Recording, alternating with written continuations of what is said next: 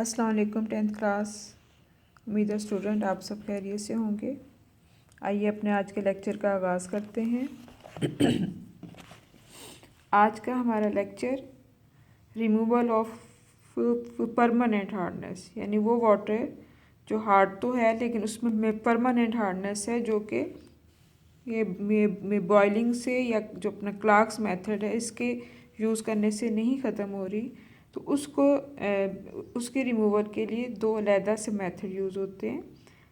आपकी बुक में लिखे permanent hardness can only be remove by using कि जो केमिकल्स हैं, ऊपर तो सिंपल उबालने से या बॉयल करने से, लेकिन परमानेंट हार्डनेस जो केमिकल के यूज़ करने से ख़त्म होती है। Calcium and magnesium ions are removed as insoluble salts by adding. Number 1 है वॉशिंग सोडा, इसका फार्मूला Na2CO3 है, और सेकंड नंबर पे सोडियम ज़्यूलाइड। ये दो ऐसे केमिकल्स हैं जिनको अगर हम ऐसे हार्ड वाटर में जो परमानेंट है उसमें ऐड हम करें तो वो उसकी हार्डनेस रिमूव हो जाएगी। सबसे पहले नंबर पे है by using washing soda. The addition of washing soda removes the calcium and magnesium ion as the insoluble calcium and magnesium carbonates respectively. आपने ये चीज़ याद रखनी है कि जब हम परमानेंट हार्डनेस या टेम्प्रेरी हार्डनेस की बात हम करते हैं तो ये वो सॉल्ट हैं जो वाटर सॉल्युबल हैं, जो पानी में मौजूद हैं लेकिन हमें नज़र नहीं आ रहे। हमने उनको रिमूव करने के लिए ऐसे तरीके यूज़ करने हैं कि ये सॉल्ट इनसॉल्युबल फॉर्म में हमें पानी के ऊपर दिखाई दें। तो जब हार्ड वाटर में जो परमानेंट हार्ड वाटर है, जैसे उस कैल्शियम, आपकी बुक में इक्वेशन लिखी है जिसमें कैल्शियम और मैग्नीशियम के सल्फेट्स हैं, तो ये जब वाटर सॉल्युबल हैं तो वो पानी हमें नज़र नहीं आ रहा कि ये वाटर सॉल्युबल हैं या पानी में ये सॉल्ट मौजूद है। ये सिर्फ उसको जब इसकी झाग हम सोप में जब इसे डिज़ोल्व करते हैं तो फिर उससे हमें पता लगता है कि ये जो वाटर है ये हार्ड वाटर है। अब जब उसमें सोडियम कार्बोनेट ऐड करेंगे तो अब ये देखिए मैंने एरो बनाया है, ये आयन एक्सचेंज होगा, सोडियम के आयन सल्फेट के साथ जाके अटैच हो जाएंगे, उसको जो कैल्शियम आयन कार्बोनेट के साथ अटैच होके कैल्शियम कार्बोनेट और सोडियम सल्फेट बनेगा। जिसके बाद क्या होगा कि जो वाटर है उसके अंदर सोडियम सल्फेट के आयन आ जाएंगे और जो कैल्शियम कार्बोनेट है ये इनसॉल्युबल फॉर्म में ना हल पजीर शक्ल में हमें पानी के ऊपर सफ़ेद रंग के नमकियात की शक्ल में दिखाई देगा, जिस पानी को अगर हम अपने घरों में यूज़ कर रहे हैं तो उसको छान सकते हैं, और अगर इंडस्ट्रियल वे में है तो उनके अपने तरीके होते हैं। तो जब तक सॉल्ट जो वाटर है उसके ऊपर इनसॉल्युबल सॉल्ट हमें सफ़ेद रंग के कैल्शियम कार्बोनेट की फॉर्म में हमें या मैग्नीशियम कार्बोनेट की फॉर्म में हमें नज़र नहीं आएंगे, इसका मतलब है कि वो पानी अभी तक सॉफ्ट नहीं हुआ।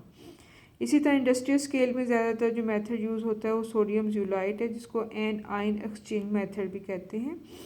इसमें क्या होता है, sodium zeolite is a naturally occurring resin of sodium aluminium silicate, यानी सोडियम ज़्यूलाइट एक ऐसा नेचुरली अकरिंग रेजन है, जिसको रेजन को आप कह सकते हैं कंपाउंड भी है, क्योंकि रेजन के 2-3 मीनिंग आते हैं वो मुख्तलिफ जगहों पे।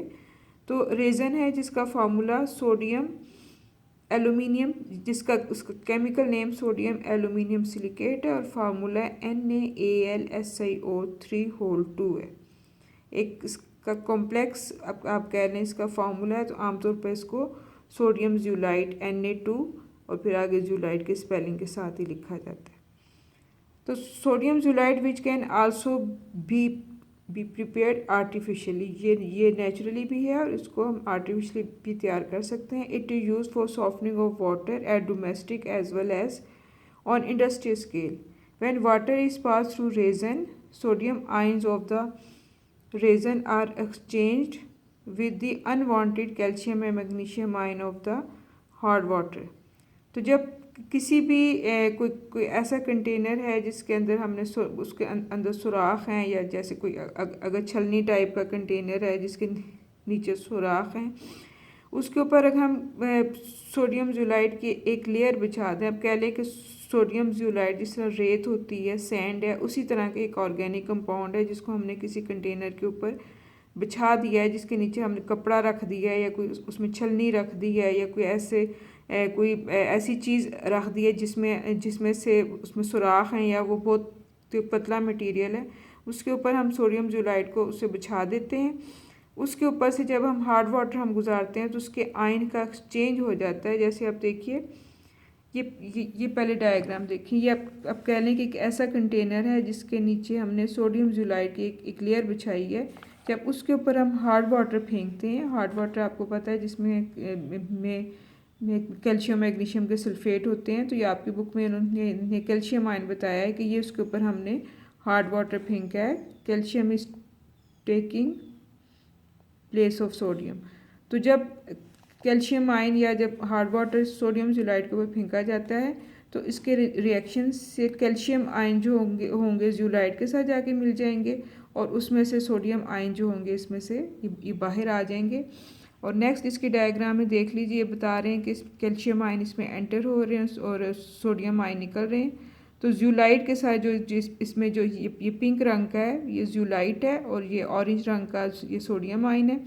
जब सोडियम आयन निकल जाते हैं तो ये इसके कैल्शियम आयन जो होंगे ये पिंक रंग के ज़ोलाइड के साथ जाके मिल जाएंगे, इसमें कैल्शियम ज़ोलाइड बना देंगे।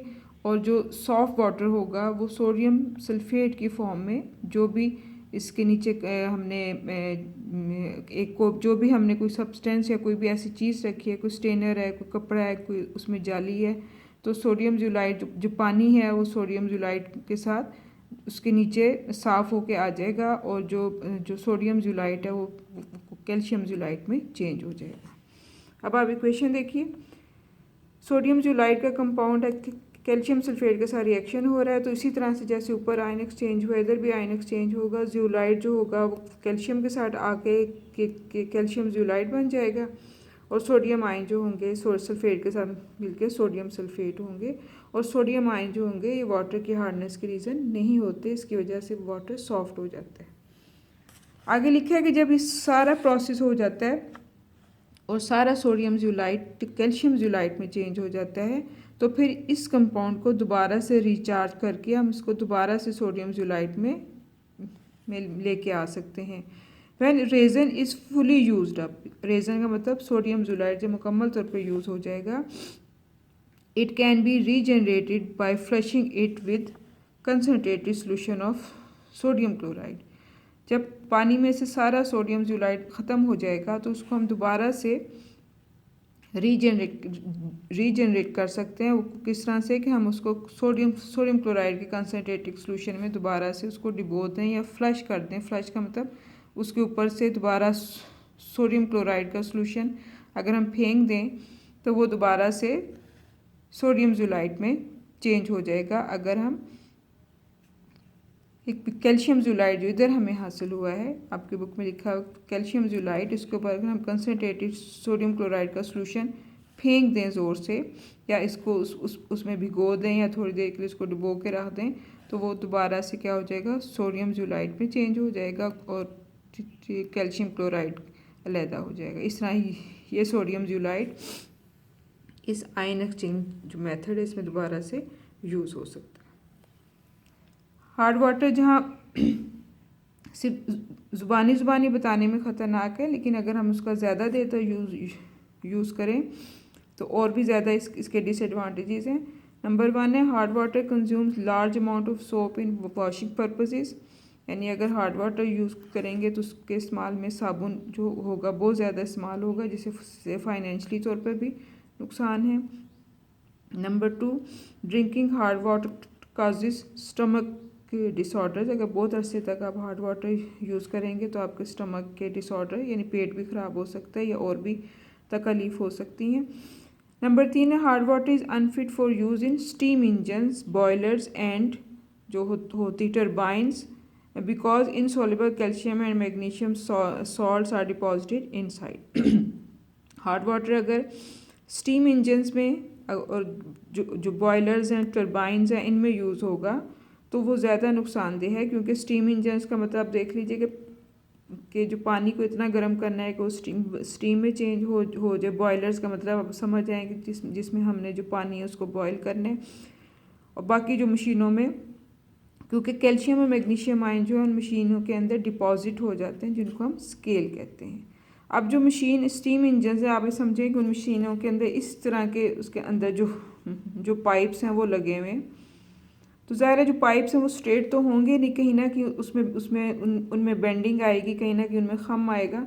तो जब ये जो पाइप है इनके अंदर से हार्ड वाटर को हम गुजारेंगे और वो स्टीम की फॉर्म में इसमें गुजरेगा, या जब इसमें उबलता हुआ जो पानी इसमें गुजरेगा, तो आप लोग सीख चुके हैं कि जब गर्म पानी होता है तो उसमें से कैल्शियम कार्बोनेट वगैरह के सॉल्ट्स इनसॉल्युबल फॉर्म में लैदा हो जाते हैं। जिस तरह हम हमारे घरों में पानी की कोई एक देगची अगर हम अलहदा से रखें कि पानी उसमें हमने गर्म करना है, तो आप देखें कुछ अर्से के बाद उसके साइडों पे सफ़ेद स्केल जमा होने शुरू हो जाते हैं। इसी तरह से जो पाइप्स हैं इनका डायामीटर, इनकी चौड़ाई इतनी ज़्यादा नहीं होती। अगर हम इनमें से मुसलसल गर्म पानी हम गुजार रहे हैं स्टीम इंजन में और वो हार्ड वाटर हो, तो इसके जो एजेस हैं जो मैंने ये दिखाए हैं, ये वाले जो एजेस हैं, यहाँ इसके स्केल्स इकट्ठे होना शुरू हो जाएंगे। और जब स्केल्स इधर इकट्ठे होना शुरू हो जाएंगे तो ये जो मशीन है, जो इंजन है, इसकी एफिशिएंसी डिस्टर्ब होगी।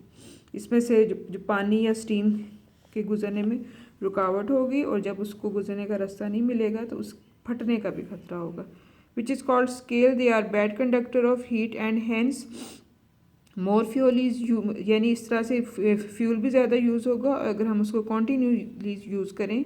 इन सॉल्ट में calcium magnesium sulphate not only क्या करेंगे, इंजन की एफिशिएंसी को उसको रिड्यूस कर देंगे, बल्कि इंजन के अगर हम सख्त करेंगे तो इंजन जो है उसके फटने का भी खतरा हो सकता है।